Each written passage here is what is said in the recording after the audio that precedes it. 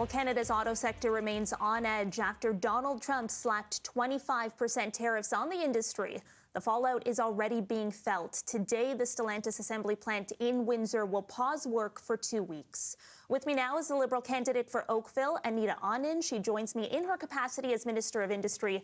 Thank you so much for being here. Really appreciate it. Thanks for having me. Donald Trump has been explicit that his desire is to see the entire manufacturing sector relocate to the United States, and that is why he has imposed these tariffs. In the conversations that you are having with the auto sector, have you received any assurances from companies that they are committed to staying in Canada for the long term? Well, you are exactly right. We are seeing massive stock market hits, for example, because of Trump's tariffs, not just in Canada, but throughout the world. And so we need to be prepared for some volatility. What the government of Canada is doing is putting in place supports for the industry and for workers.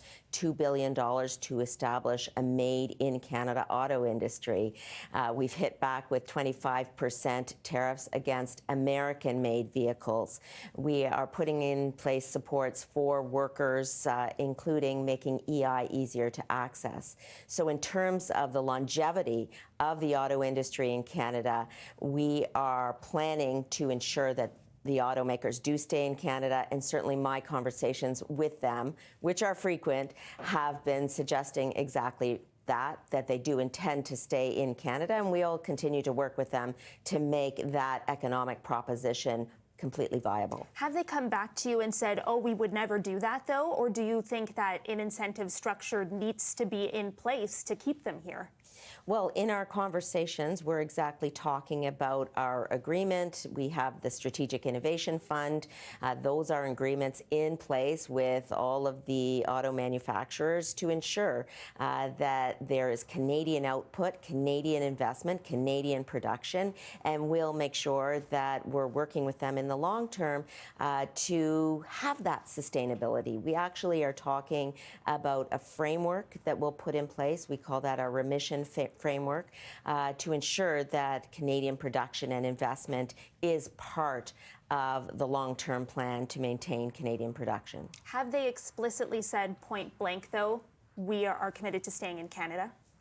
That's our understanding, yes. We are exactly planning for how does auto manufacturing look in the long term for this made-in-Canada auto sector. We've put $2 billion into that fund, and we're supporting the auto industry in every way that we can. We have a close working relationship, and we're all hands on deck together as a sector and with the government and with all stakeholders in consultation to make sure that that can occur. I'm based in Oakville. The Ford plant is in Oakville. And in my conversations with Ford, the answer is yes. They want to stay in Canada for the benefit of the workers. Thousands of workers in Oakville are employed at the Ford plant, and that is the long-term and the short-term plan. In simple terms, for those who may not be familiar with the remission framework, what is the government prepared to do to keep these companies here long term? Because, you know, many of them are headquartered in the United States. They could be making moves to move production in a year, in 2 years. So just how far is the government willing to go?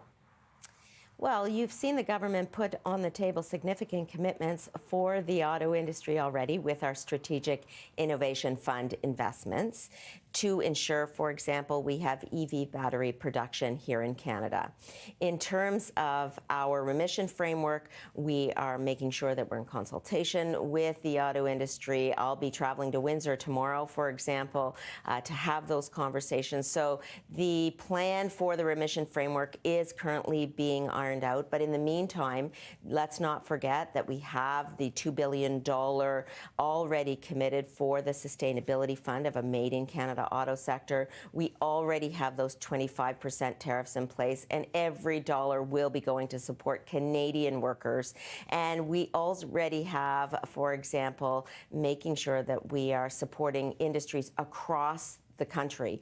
$450 million will be going to small, medium-sized businesses who are impacted because these tariffs affect the economy as a whole.